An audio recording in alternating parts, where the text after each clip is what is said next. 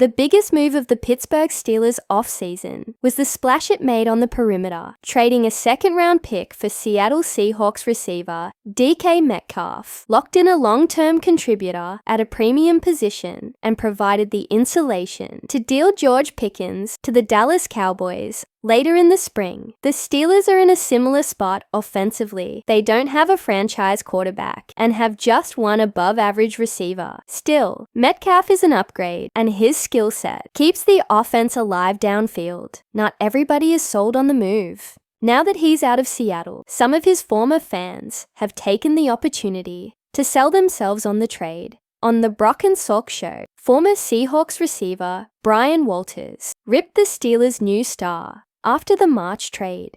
I've been very vocal about kind of my thoughts on DK as a wide receiver, and maybe I'll be a little nice, I guess, but slightly overrated. Walters said, I think he's going to do well in Pittsburgh, but at the same time, I just think that they really revamped this wide receiver room to fit that Kubiak scheme, and a lot of guys that are better route runners, and guys that just kinda complement each other. I think JSN and Cooper Kupp are gonna be so fun to watch together. In fairness to Walters, Metcalf is a little overrated. He's still an upgrade over Pickens, but the gap is greater in perception than production, running a 4.33 second 40-yard dash at 6'3", 228 garnered a ton of pre-draft hype. His game is predicated on splash plays that end up on SportsCenter. It's a recipe for outsized recognition, but more importantly, it doesn't preclude him from making a massive impact in Pittsburgh. Further, Kupp is a better fit in Clint Kubiak's offense than Metcalf.